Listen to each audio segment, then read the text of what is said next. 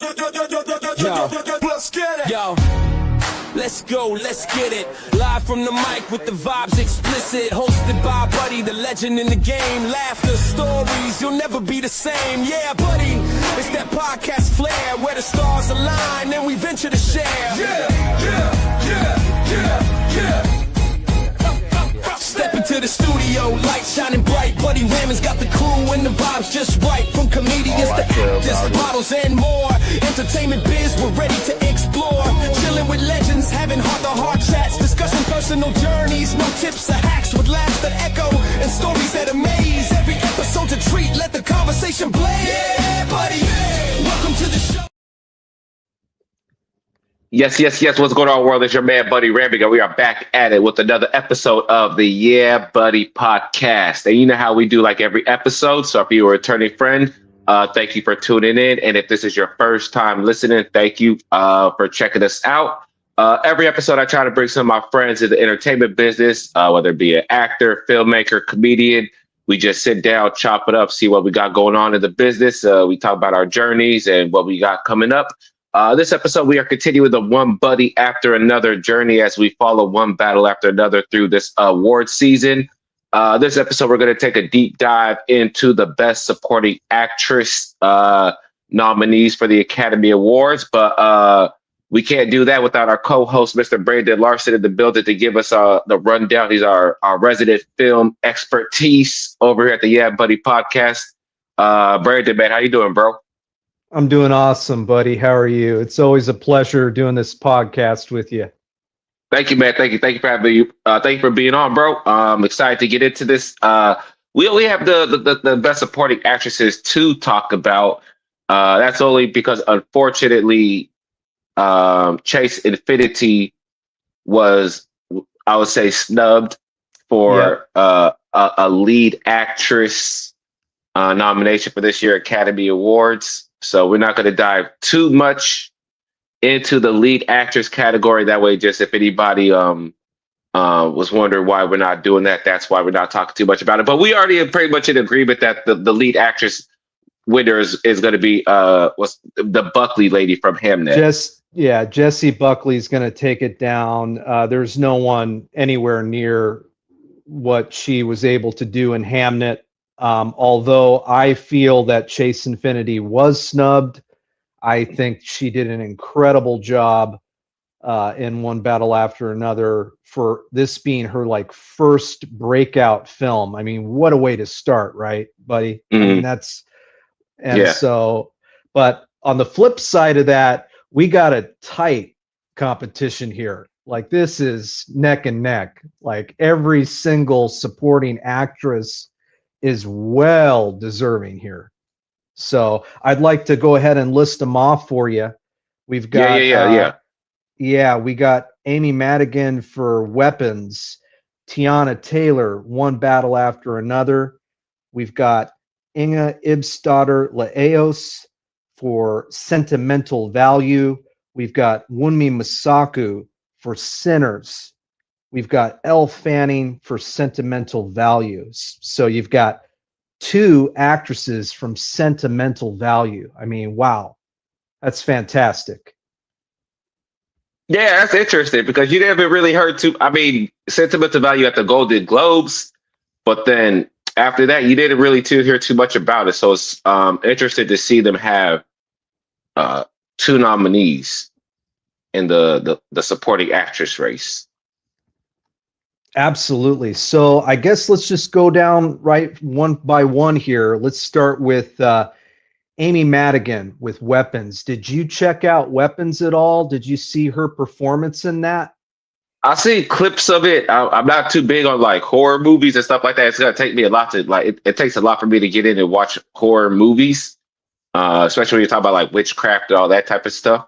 Oh yeah. But I did see the movie, but I see her performance. So performance wise, I definitely say she's worthy. And like I said, it was interesting this year to see just the Oscars in general, how supportive they've been of the horror genre this year. So with Amy Madigan getting nominated, that's definitely worthy and not a surprise at all.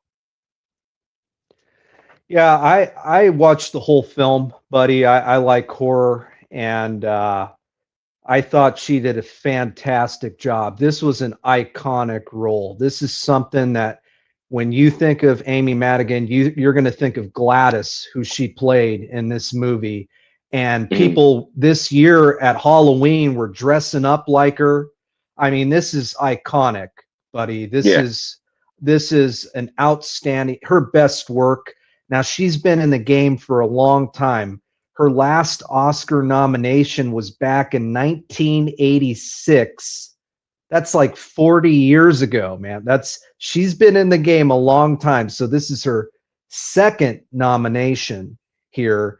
And what I remember her from was Uncle Buck with John Candy, which is a really funny film. If you haven't seen that, she has a small part in that, but it's memorable. And then Field of Dreams about baseball. That's huge. And so she played the wife of Kevin Costner's character in that movie. So I've been watching her, and I wanted to mention in 1986, she was nominated for Twice in a Lifetime. So again, this performance she did this past year to get this nomination was absolutely fantastic. I was scared, okay? And I don't scare easily, but her character freaked me out. Like it was like if I met this woman in real life, I'm like running. I'm running. And literally, there's like a funny run. I can't do it on camera, but it's like it's like the Naruto run. I know what you're talking about. I know the run that you're talking about. Yeah. Or just when she's running away from the kids and stuff like that. Yeah. So anyway, she carried this movie for me. She made this movie Weapons what it was. Without her, this movie would not have been as good. It was a good film, but man, did she have to carry this movie. And any scene that she was in, I was glued, literally glued to the television because I watched it on my TV. Yeah, I was reading like this or watching an interview where she was talking about she had like the director basically gave her a choice when it came to creating the character. They're like, you could either be like this type of witch character, which she what she played, or you could lean into like you're like an alien and you like taking over this person's body. You kind of choose or whatever. So I'm assuming she went with the right choice of choosing the witch. But I definitely like to hear hear about her backstory as far as how she chose to create that character. And and how deeply grounded she was in this horror aspect is not easy to do. And so I really do think she's a front runner here. She's for the Oscar contender. Yes, absolutely. Yeah. I really think that she is a contender here. And she's not one that you can just eliminate easily because again, this role is an iconic role. You're going to see people dressing up like this person at Halloween.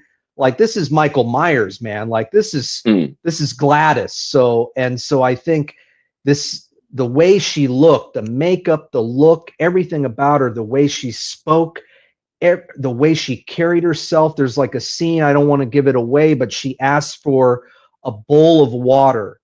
And it's just, usually you say, I want a glass of water, right, buddy? You don't say you want a bowl of water. And I was like, what is going on with this lady? And so everything that she did was weirdly scary. And like, I can't get this woman out of my mind the way she looks. Like she gives me nightmares, buddy. She gives me nightmares. That's why I said I stay away from them type of movies. Oh man. Well, you did the right thing because I'm like she haunts me in my dreams now watching this movie. But no, let's move on. No, let's talk about this a little bit more because you surprised me. You surprised me with the being the front runner. Because she did win the SAG award, of course, for Best Supporting Actress, but I haven't really seen her name too much around in the just the award season buzz as far as being you know, a major contender. Being nominated, of course, yeah, but being a contender as far as like taking home the trophy.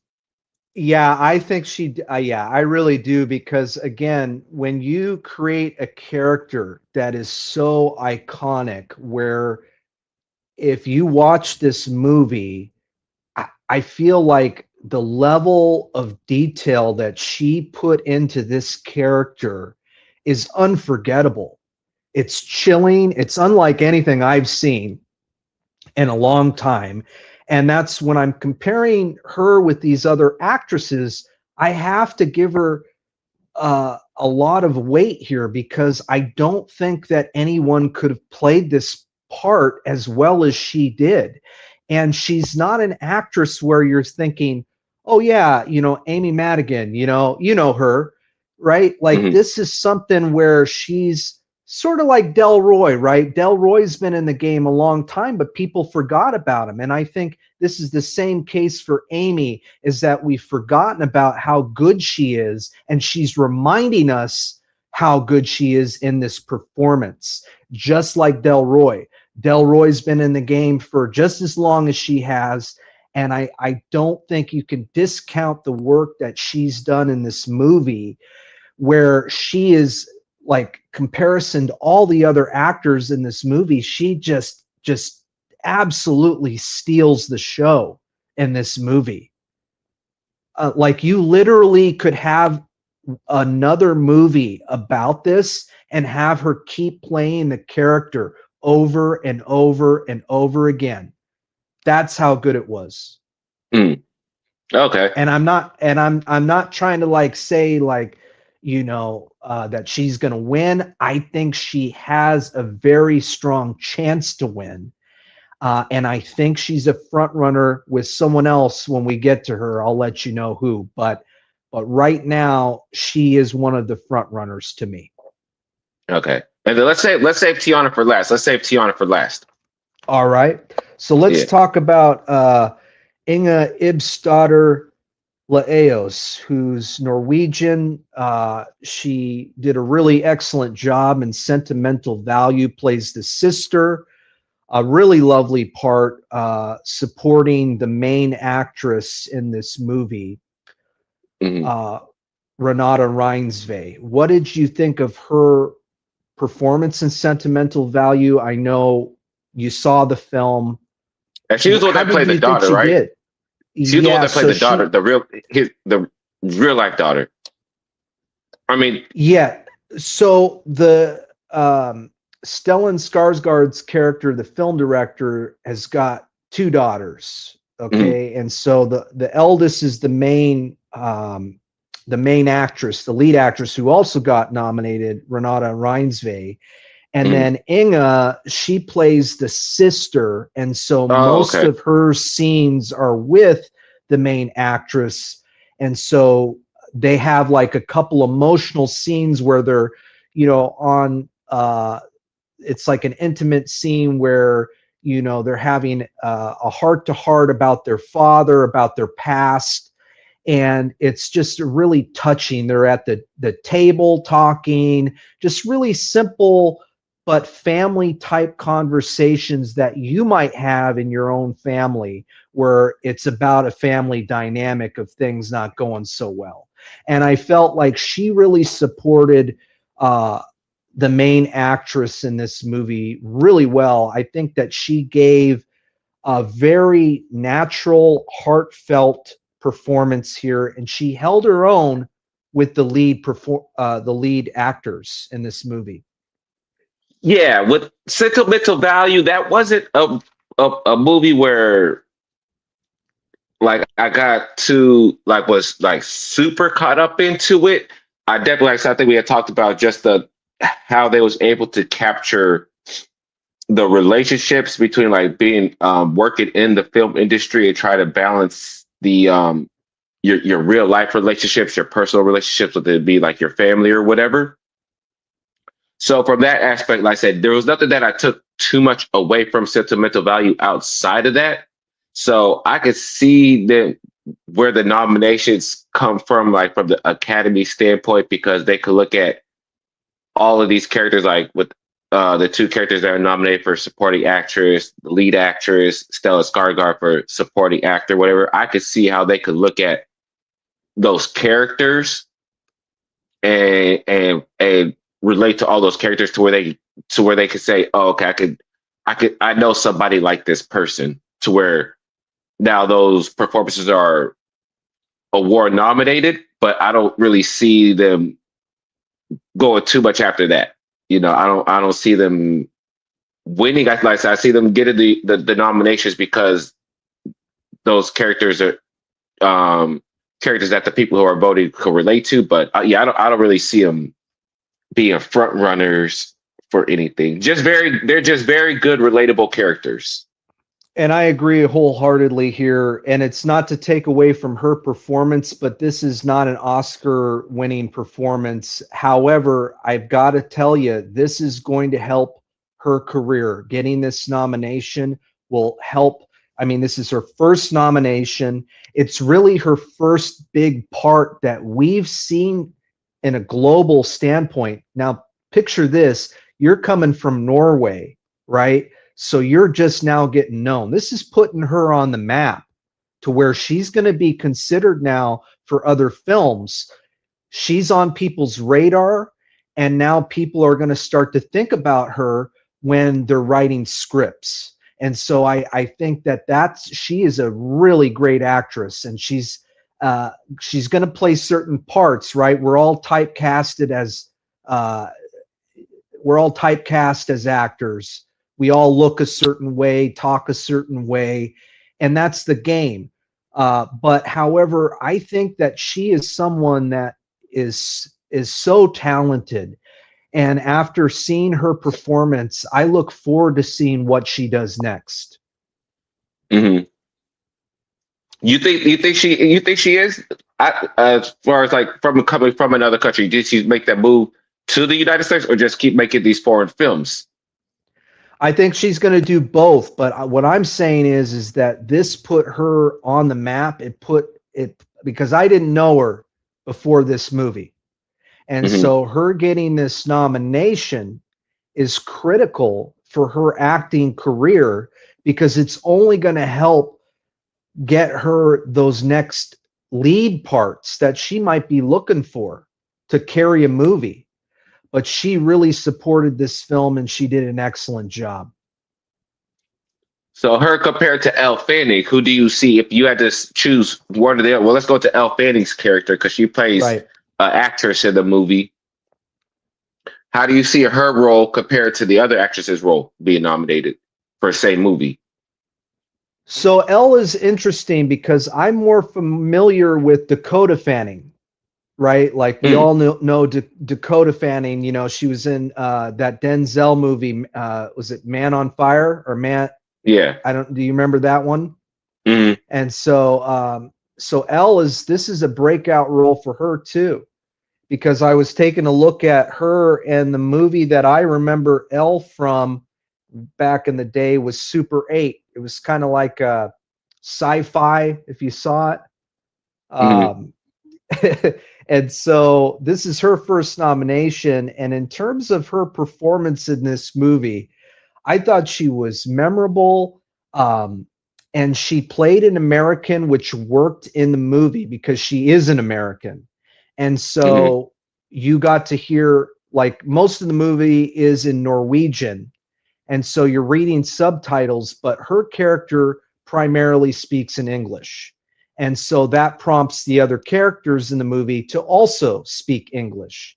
And so I felt that Elle is going to probably do more after this in America, just because she's got that Fanning name, right? She's got the name, the last name. Dakota, put her, I mean, we could say that because a lot of this is family. Like if you're Tom Hanks and you're Tom see it Hanks similar to like I see it similar to like if you're talking about, if you're like with that, it's like if you was to take the Olsen twins, Exactly. The Olsen twins is like Dakota, but you have Elizabeth Olsen is probably a way better actress than the Olsen twins, but the Olsen twins are just more famous, so she got that exposure. But it wouldn't be too much of a argument or a debate to say that Elizabeth Olsen is the more talented. If you're talking about like just acting skill wise, is the more talented of the sisters, and you can almost say that with both the Fanning sisters are both talented, but Dakota is famous, but Dakota also was nominated for Academy Award though. At like a super young age. Yeah, you make great points here, buddy. I think when you stop and look at it, Elle's not going away.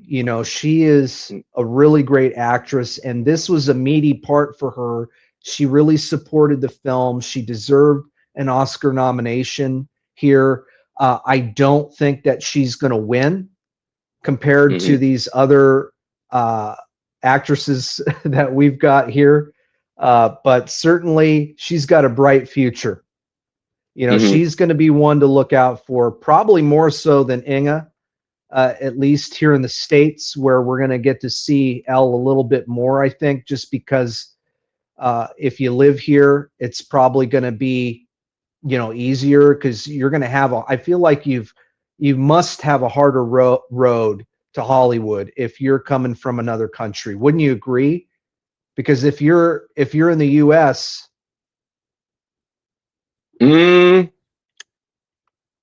think to some degree, just because you could understand how the business side of things work over here, but like, let's say overseas, they're trained to have careers in not just movies, but we're talking about just acting in general, whether it be for the stage, movies, films. Like, that is legit career. Not saying that isn't up here, but up here, I think as far as American actors go, it's become more about just being on TV and being famous rather than actually having a career. So it's a little bit of both, and a lot of movies are going overseas now. So how back in the days, how we used to have those day player roles, you just get one line or whatever, something that might help break you up to the next thing. If those roles are going, if they're filming these productions in London, overseas, Toronto, just these foreign countries, then those bit parts that as American actors we used to depend on to get like our SAG eligibility, to get our SAG membership, or just something to get our residuals, and for our residuals, those parts are going overseas too as well. So it kind of shifted with the territory of the business almost. I agree with everything you're saying, buddy. My biggest point was that sentimental value as a film came from Norway, and we wouldn't have seen these actresses nominated if it weren't for how good this film was as a whole. Oh yeah. Joachim Trier directed it. It was a fantastic film. It's one of the best picture nominees. That's how good it is. I think it's going to win best foreign film. By far, it was the best foreign film of the year, hands down. If it doesn't win for best foreign picture, I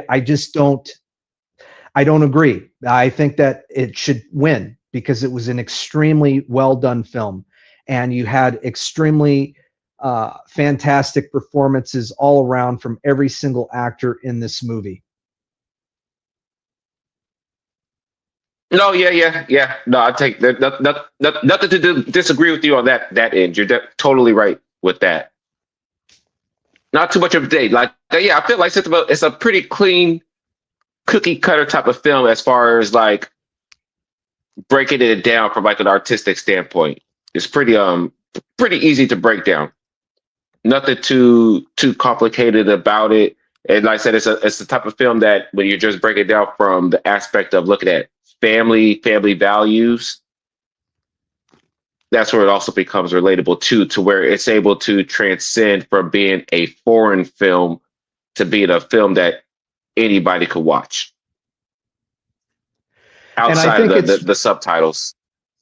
I think it's one of those films too that you can study on multiple levels for filmmaking as well as acting. If you want a master class at how good you need to be as an actor, every single person in this movie was like they were real people. I was watching something real when I saw this movie. So I'm definitely going to look at the techniques that they all use to better myself. And I encourage every actor to, when you're looking at a movie, figure out how is it that this actor is so good? Why is it that their presence is captivating you right now? Because we all want to improve.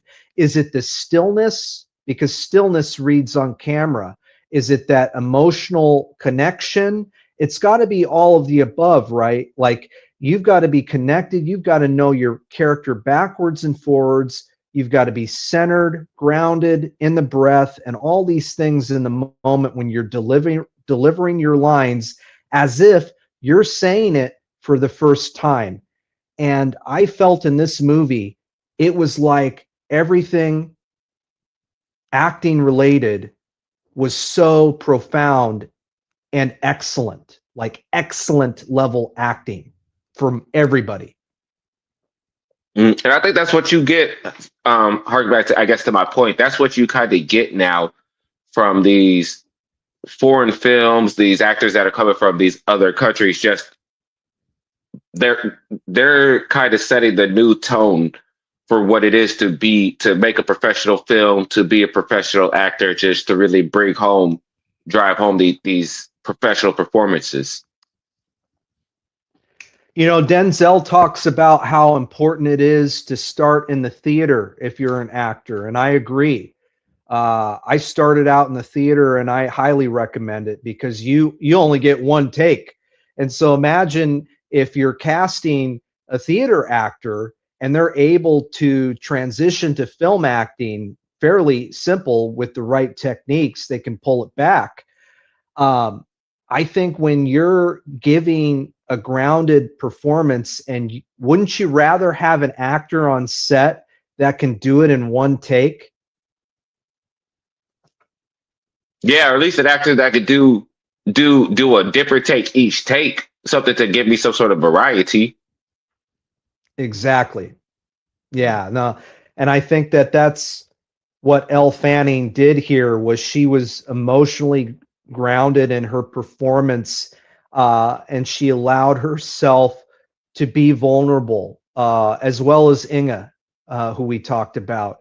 Both of those actresses were so emotionally available to their scene partner that I believed the pain and the journey of these characters and what they were going through in the story. And I just loved the language. I don't know Norwegian, but what they were saying was like, wow, you know, like I believe it. I believe what they're saying. Mm-hmm.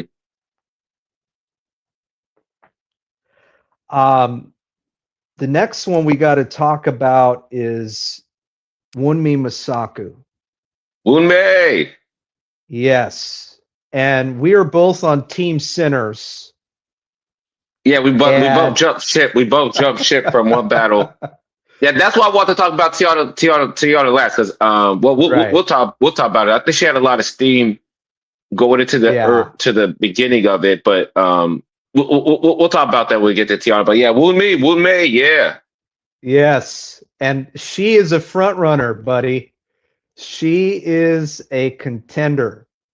She could take it down. Mm-hmm. I think it's between her and Amy. I think that's what it's right now. It's neck and neck. Mm-hmm. And Teyana's right there, but I think these two other ladies, wow. Extremely believable from Wunmi. Yeah. This was unforgettable for me. I don't think that, I mean, this is something that I can't forget. The movie as a whole, I loved, as you know. We saw it again in Oakland. It was fantastic in 70 millimeter. And I felt like her performance was such at a high level that every actor in Sinners was phenomenal. There wasn't an actor who didn't deserve an Oscar nomination for their performance. And I just think it goes to the casting, that the casting was fantastic for this movie. I think, everything about the movie, but let's specifically talk about her. This is her first nomination. Every single actress, it's their first nomination except for Amy. I think that's good to note that this is a breakout role for me. The other movie that I remember Wunmi from is Deadpool and Wolverine. I don't know if you checked that out, but she was in that. Mm-hmm. Yeah, she was one of the TVA agents in Deadpool and Wolverine. But Wunmi, I think, yeah, man, the thing that I like about her, I want her to be the front runner. What it's going to get down to with the actresses, the nitty gritty of it, I think, is the supporting actresses is going to be how much did they support the film? Like when you look at like Amy Madigan being the she's the person. Amy Madigan could have just as easily been nominated for the best lead actress if they chose to put her in that category. You know what I'm saying? And that's just where it comes down to smart campaigning, where they just looking at where she had a better chance. And this goes back to Warner Brothers just having a whole plethora of movies, because Weapons is another Warner Brothers movie. Yep. So they're like, we're just trying to get something in there. It's very interesting to see how they chose to nominate Amy Madigan for supporting actress, as opposed to being the lead. Because I mean, they could have made her the lead. They could have. Yeah, well, it gives her leverage, though, buddy. It gives Amy more leverage here, and that's why I think she's going to take it down. But I think Wunmi, with the success of Sinners, I think that because Sinners is, I think I'm going to just prediction right here. Prediction, buddy. I think Sinners is going to break the record for most Oscar wins ever. Yeah. Ever. I think it's going to be a tight race. 12. You think it's going to take down 12? 12 Oscars. It's going to be a tough race. I'd love to see that.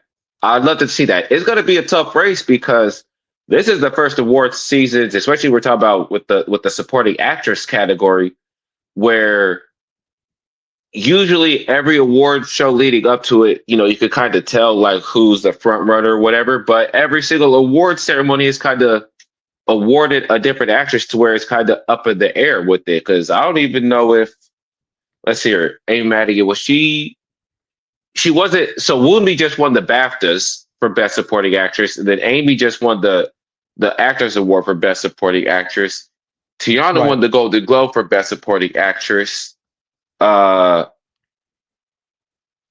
It's just such a toss-up, man. It's such a toss-up. And that's what makes this category so hard, because Wunmi could take it down.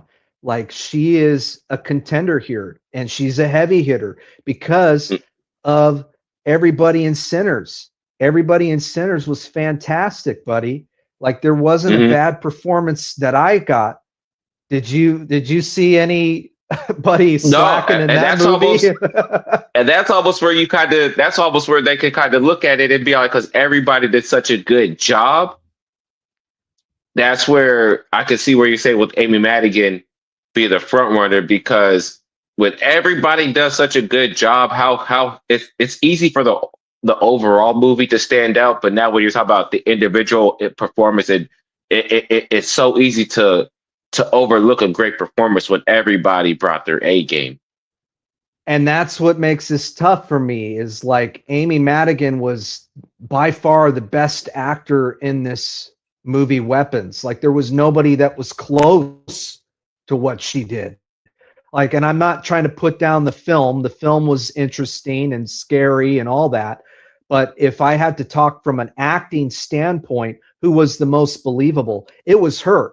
And she carried that movie. This movie would not be anything what it is without the level of specificity and just interesting choices and frightening. Like, I was freaked out, buddy. Like, if you watch this movie, you're going to know what I'm talking about. Like, yeah. And if you've seen Weapons, definitely this is not for your kids, because it is scary. Like, if I have nightmares, you're going to have nightmares. But with Wunmi, this was a believable performance, buddy. This is a performance that's going to go down in history for me. She was one of the more grounded characters in the movie. Yeah. She was one of the more grounded ones. She was the one that kind of knew everything. She was the one that was kind of explaining to the audience everything that was going on, so that way nobody's kind of lost, because you kind of need that type of character that subliminally is tell the audience what's going on in the movie, so the audience doesn't feel lost. And so that's where I feel like she becomes the most relatable character. And then you can even kind of tell, like, when her character, everybody see the movie, but when her character passes away or whatever, right. Now everything is kind of lost. Everything kind of blows up. Everything is, you know what I'm saying, it's up for grabs kind of aspect. And she also speaks to the importance of what Black women mean to Black culture, just the importance to how important they are to how much a strong Black woman is to a strong Black man. There's a reason why there's a reason why Smoke lasted longer than Stack. You know That's what I'm saying? Point.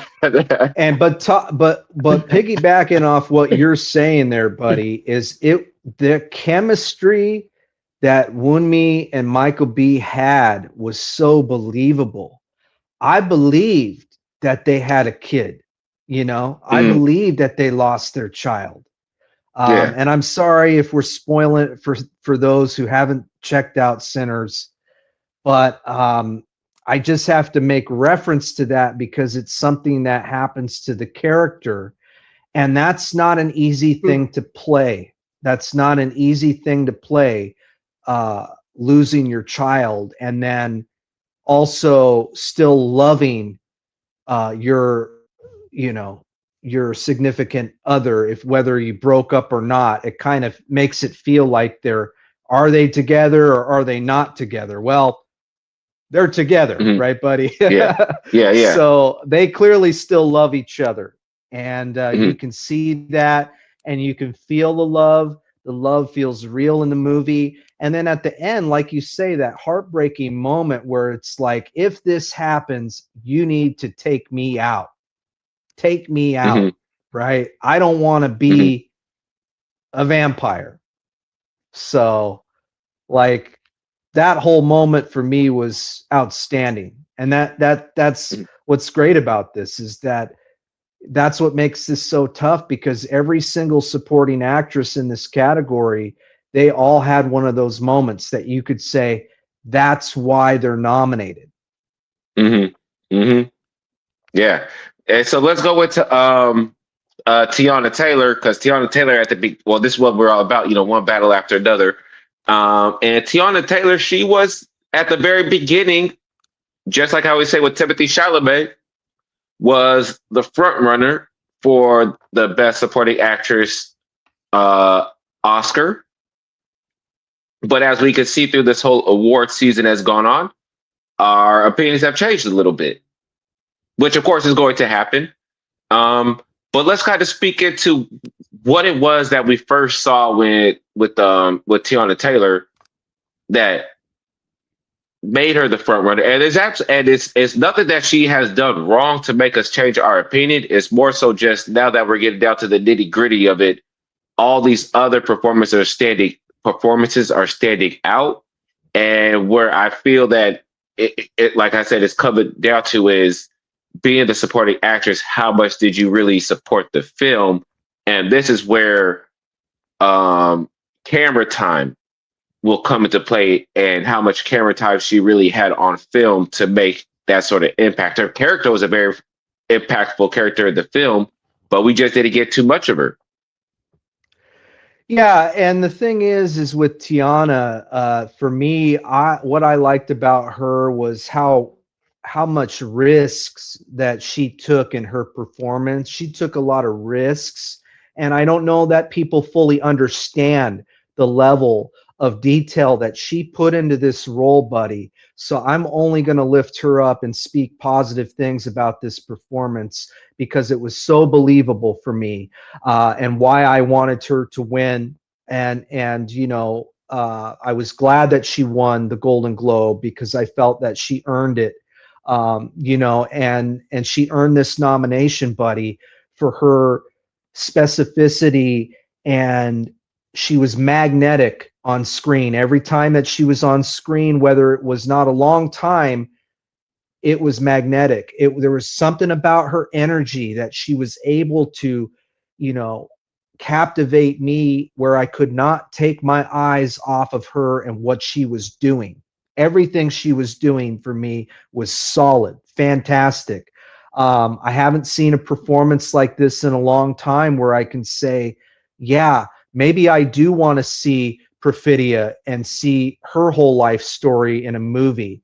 I saw that she'd like to, you know, maybe do that if the opportunity came out. Yeah, I don't think Paul Thomas Anderson's doing that. I mean, that'd be great, but I don't think Paul. It took him too long to get this movie done. He's all like, "Nah, we cool, boo." Maybe he'll produce something. Maybe he'll produce something for her, but directing, I don't know about that. But he might produce something for her. Correct. But I like what she said, and I did pick up on these tidbits when I watched the movie that she was having postpartum, and that's why Leo's character had to take care of the baby, because she was having some postpartum depression. And I felt like that I got that when I watched the movie. And then also that at the end of the movie, that letter to the daughter was so touching, right? Like that voiceover that she does, because I believe it was a voiceover, correct me if I'm wrong, but we hear her voice again. And so, but her performance was in the beginning of the movie, with all the revolutionary stuff going on in the movie. And you felt like this level of like, she's a badass, right? Like she's a badass in this movie, is she not? Yeah, no, yeah, most definitely. And so for me, it's like, if I'm with a gal like that, like, I'm like, okay, yeah, I'm going to feel safe, you know, like, yeah. But in any event, I really loved her character. I loved all of her choices. And I felt like she did the level of a work that you're supposed to do. And she was so specific in the way she made her choices. And I think that's what made her a personal favorite for me, was I could see the work as an actor and appreciate her work. Yeah. And she was, in fact, if we're saying who's better than who, she edges out two of these other actresses for me to put her in the category of Wunmi and Amy. I have to put her in that category, Buddy, that she's neck and neck with these other actresses. Yeah, yeah. And the one thing that I will also take away from with Teyana is she probably, because I know we talk about this being Chase Affinity's first big role, but Teyana probably had the most pressure out of everybody else because she's, I want to say the most famous, but she's probably the most popular person like right now out of anybody that was in that movie. She's probably the most popular, and she had the most to prove from the standpoint of the fact that the things that she was known for had nothing to do with acting or her acting abilities. Yeah, she had done some acting projects before, you know, Tyler Perry, but there's a big difference between doing a Tyler Perry movie and then being in a movie with Leonardo DiCaprio. And so with everything that she's been known for, like doing the reality TV show, the music, all this type of stuff, she actually had the most pressure out of all these other nominees to actually put forth the performance and do what she did, which she knocked it out the park. Oh, absolutely. And this is only going to continue to help her move forward in her acting career. We're going to see more from Teyana. I think she's going to be nominated again. Like who does she remind you in terms of another actress that you can think of? Is she the next Angela Bassett? Like who do you think she? No, nobody's touching Angela Bassett's greatness. Nobody. No, you gotta. No, don't. We can't. I love Teyana, but we can't. Angela Bassett is on a whole nother level.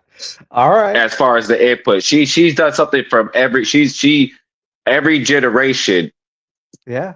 She has put forth. And we're just going to get on Angela Bassett for a second. She has put forth something to every generation. She's done something to empower Black women or put Black women on that spotlight. Whether you're talking about in the '80s, like whatever she did, the Tina Turner movie. You know what I'm saying? Fantastic. Fantastic. I love that movie. You know what I'm saying? Or if you're talking about the late '90s or whatever, where Stella got her groove back, or Wade 2XL. Or all those type of like she put off her, you know what I'm saying? Or then that way you get into like Black Panther being the Queen of Wakanda. Like I love Teyana, but yeah, she can't. Yeah, no. I would say Teyana.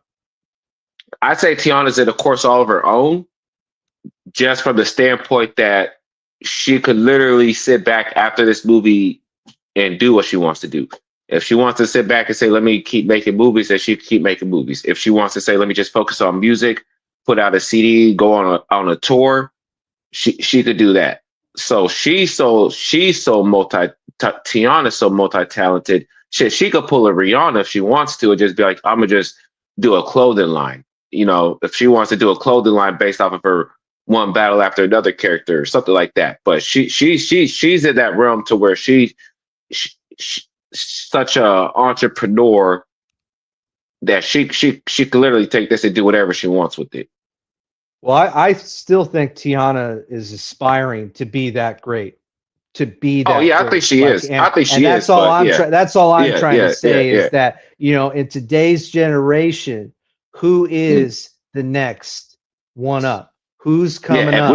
And she's coming up. And that's all I'm trying to say is that, we both grew up with Angela Bassett. I grew up watching her and love her acting. I think she's incredible. But in terms of today's generation, these younger kids are looking at Teyana, right? Do they necessarily know Angela Bassett the way that we do is all I'm trying to say. So who's going to be that? I would say Zendaya. Person? I would say Zendaya is more closer to Angela Bassett than that. I would say just because Zendaya has been strictly more stayed in the lane of acting.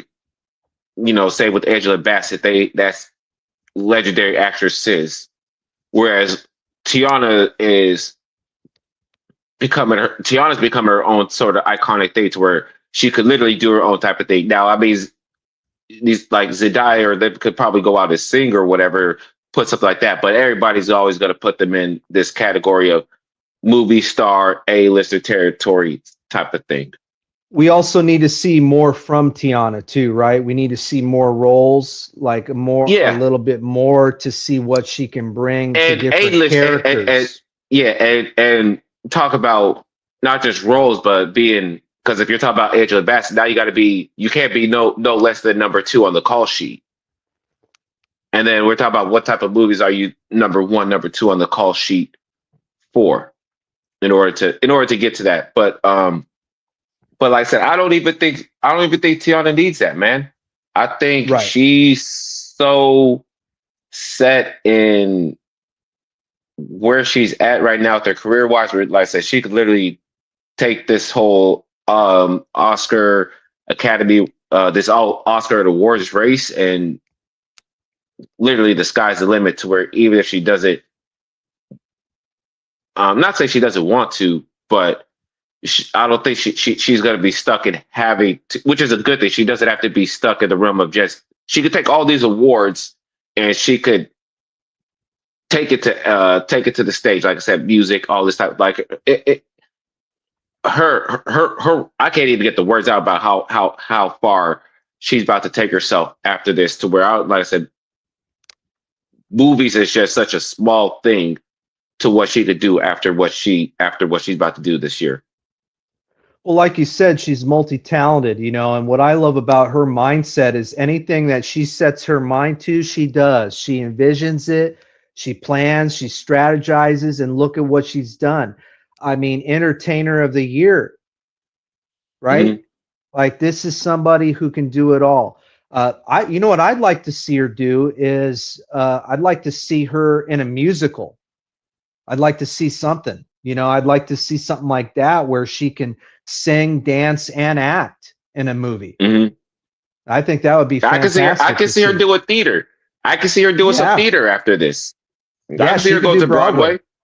Oh yeah, absolutely. You know? Yeah, no, because she's got the music chops, buddy. Like, that's critical to have if you're going to do some musicals. And I think she would be fantastic in that. I'd like to see some different things, you know, because we see this hard side of Teyana, right? Like, in this role, the specific role, it's like that badass type. But would you like to see her in something else where she can kind of, you know, I wonder what she's thinking in terms of her acting career. Do you think she's going to want to go to theater, do more concerts? Does she just want to do it all?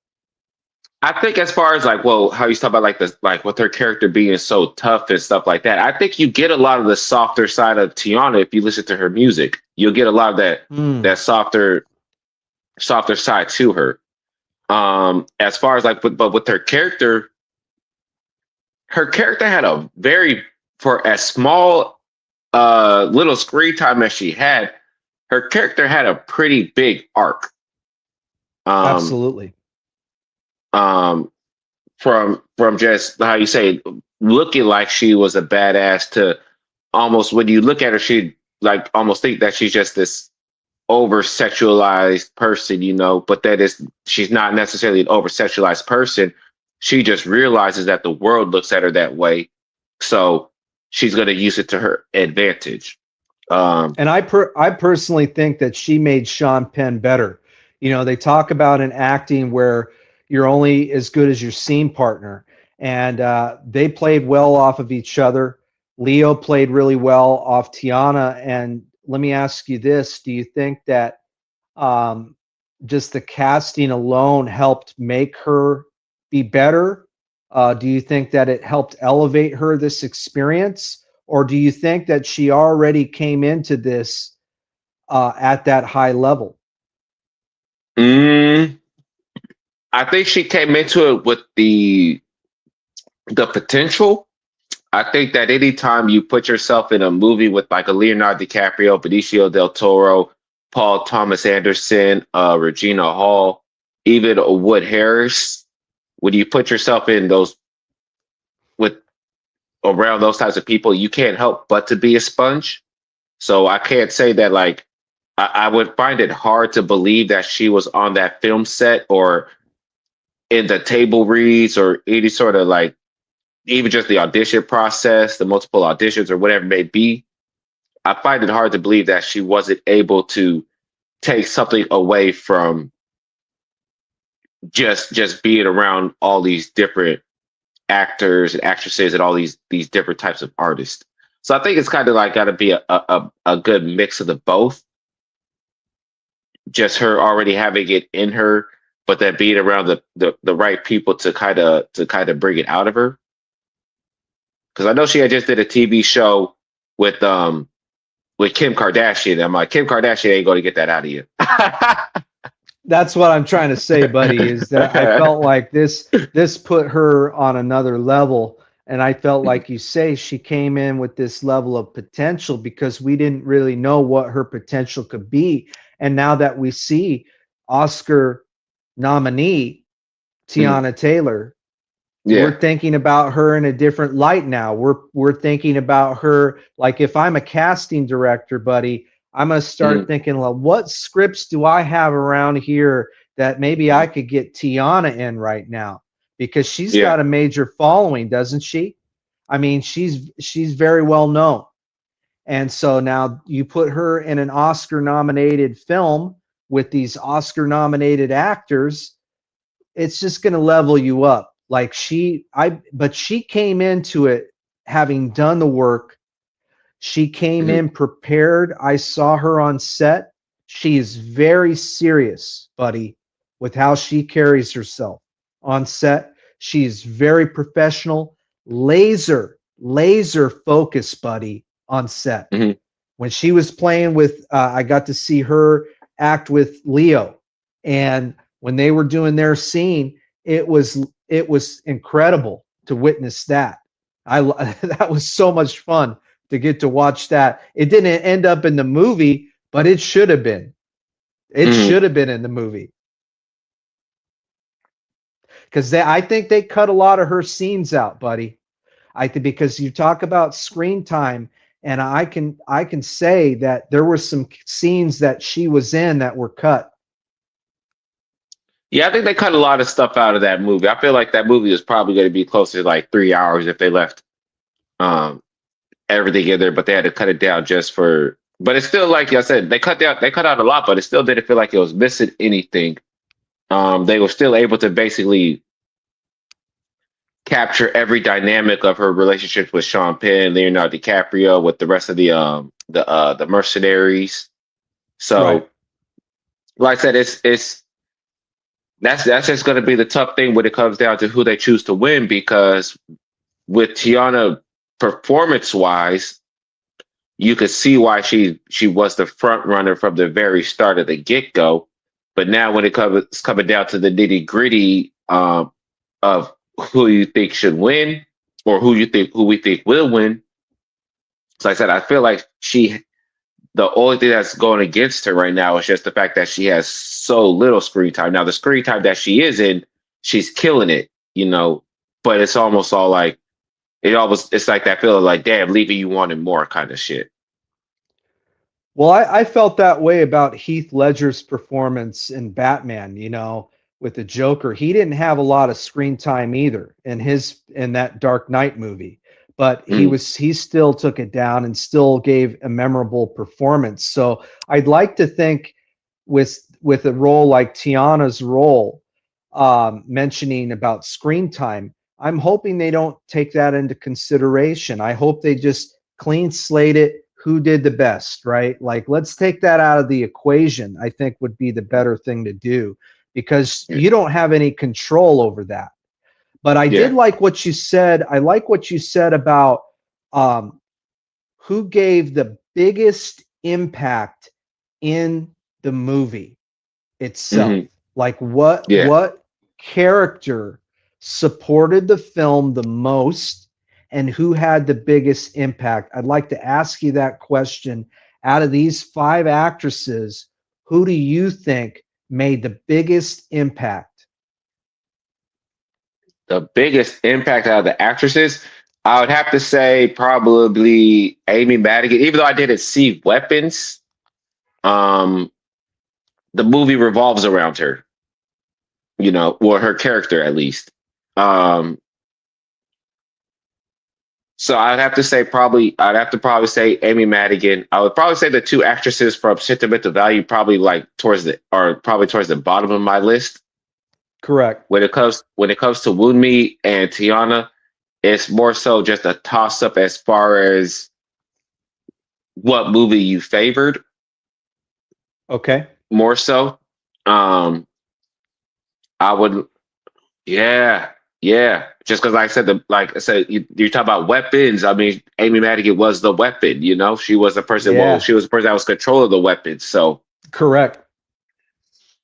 And that's where it kind of gets tricky. It's all like, what are these voters going to lean towards? If they're going to lean towards the fan favorite, the person that's been campaigning since the beginning. But then that's what I want to see about Teyana. But like with this being her first experience being in the awards race, awards season. She had a lot of momentum going in, and now when I say Teyana, I'm not talking about Teyana the person. I'm talking about Teyana, like her team of people that represent her. Did they kind of go in overestimating what it meant to actually campaign for an Oscar? Because you even kind of see that with Timothée Chalamet, and we're not going to get into that too much, but you even see with Timothée Chalamet kind of backpedaling so much on the, being so present and trying to be everywhere. I wonder if that's just kind of the same thing with Teyana's team. I think it's all about momentum, buddy. And let's ask this question now. Who's got the momentum right now? Who do you think has got it right now to win? Because the Oscars are coming up real soon. And the momentum, honestly, I think, is on somebody right now that I think it's right here. If you're talking about momentum, then momentum you have to be based off of the last awards. So then you would lead towards Amy Madigan. But then you look at just a week before that at the BAFTAs, which is, the British version of the Oscars, Wunmi won. So if you're looking at the foreign Oscars, Wunmi has the advantage because I'm imagining that what their criteria is for, award-winning performances would be more in line with what the Academy's is. Whereas with the Actors Awards, like I said, it's the actors that is voting, So well, let's ask this one more time, because do you think Teyana's got a fighting chance now? Because you got Wunmi and you got Amy. Oh, do you think she's got a fighting chance right now to win? Yeah. Teyana, okay. I still think she has a fighting chance. I think that, like I said, I think Amy Madigan has a lot of momentum going into it. I could see why, if she were to win, why she would win. But I'm still going with, for who my choices are. My choice is still Teyana being the front runner. I still got Teyana winning the Oscar. If not, then I have Wunmi being second, then Amy for third, and then the two actresses for sentimental value. But yeah, I still got Teyana. Teyana's still my front runner for winning the Oscar. I still think that she's going to win it, because like I said, it's coming down to studios, how much they're putting forth with it, and because this is all under Warner Brothers, and Warner Brothers had this plan from the beginning, from the get-go. This will be all about Paul Thomas Anderson. This is all going to be about Teyana Taylor. I really don't see them letting their foot off the gas just because Amy Madigan won the Best Supporting Actress at the Actors Awards. I still think that they're still gung-ho on doing whatever they can for Teyana to win the Oscar. And if Tiana's not going to win it, then I think it's going to be Wunmi.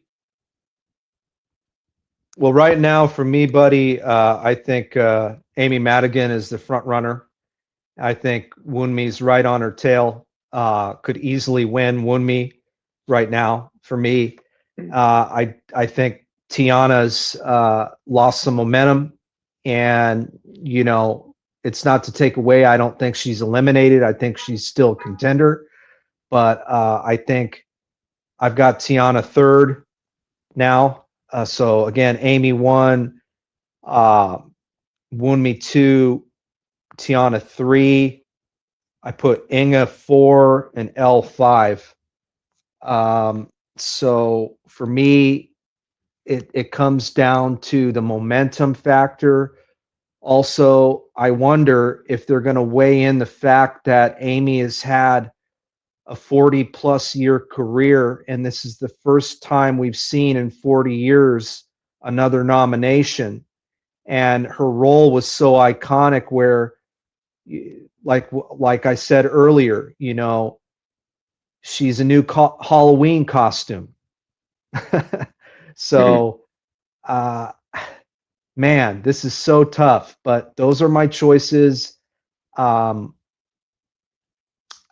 It's so hard for me to choose because Wunmi and Teyana gave phenomenal all these actresses gave phenomenal performances.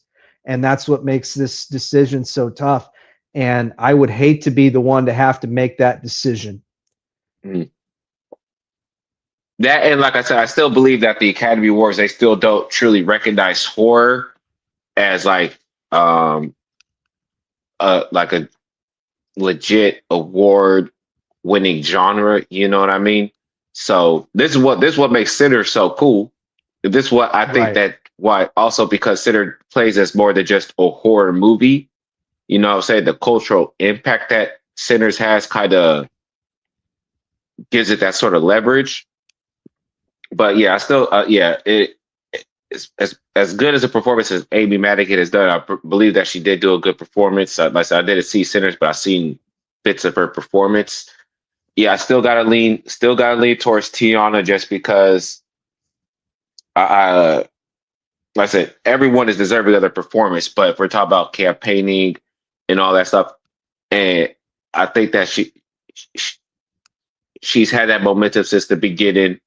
And then also, I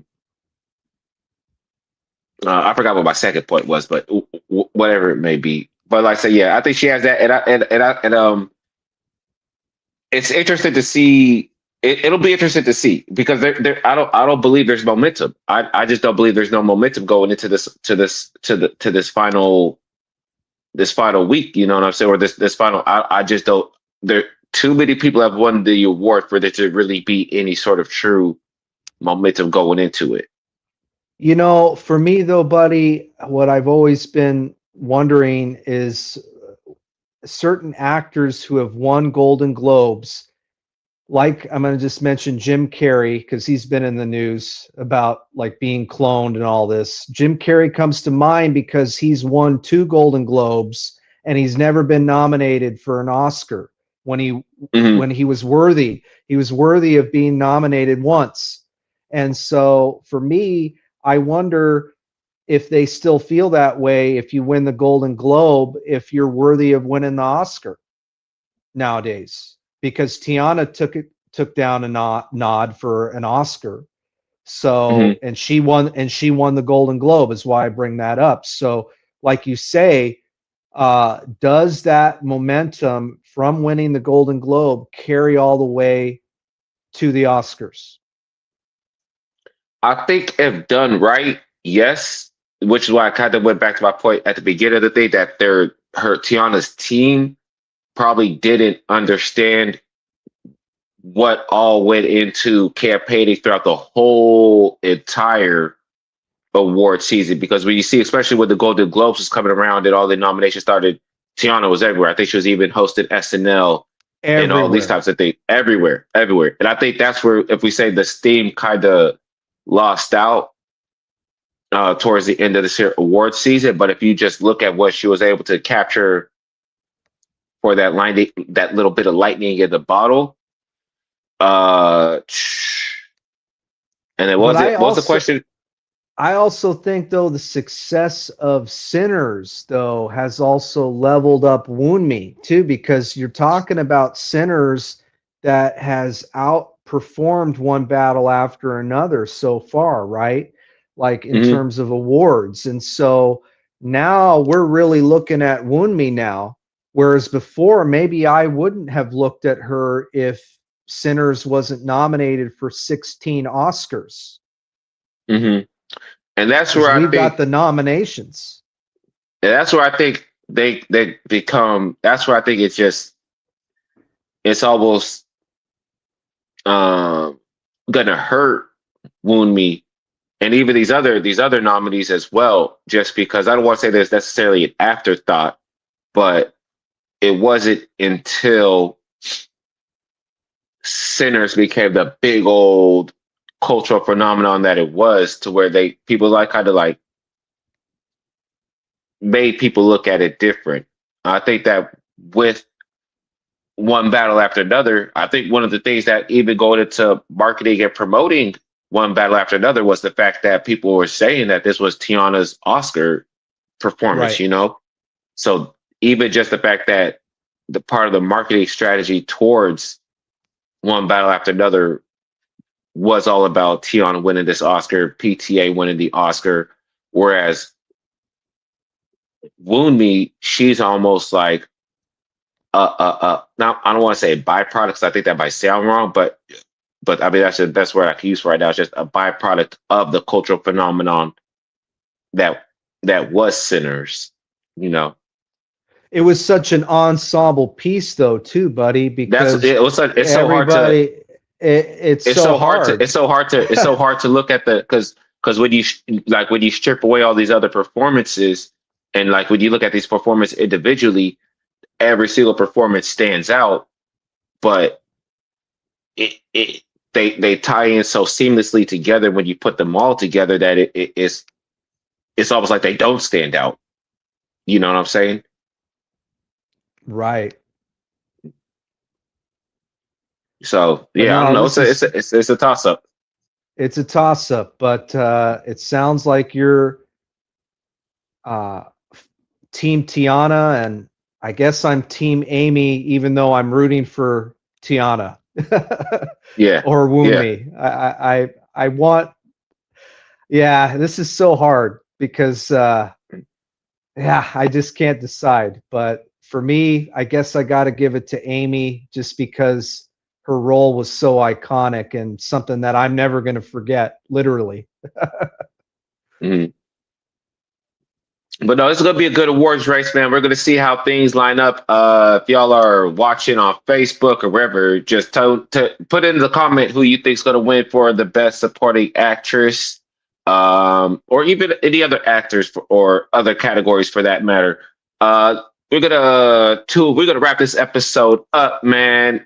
This has been us checking out the best supporting actresses for this here Academy Award nominations. The Academy Awards coming up soon. So thank you again for tuning in, y'all. Y'all know who this is. There's your man, Buddy Rahming. You can follow the Yeah Buddy podcast everywhere you listen to your podcast. And of course, at my website, www.yeahbuddyent.com. Brandon, tell the people where they can follow you at. You can follow me at Brando Larson or at Black Loom Films on Instagram. Appreciate you having me on, buddy. Yeah, no worries, man. And thank you all. I appreciate everybody who tuned in, all of my returning friends and all of my new friends to the Yeah Buddy podcast. I hope y'all enjoyed this here episode of the One Buddy After Another. We got maybe like 2 more episodes of this One Buddy After Another journey throughout the Academy Awards, because the Academy Awards are coming up real soon and stuff like that. So I hope y'all have been enjoying this journey. As I said, we'll tune in and catch y'all next time, man. This has been the Yeah Buddy podcast. I'll catch y'all next time. Deuces.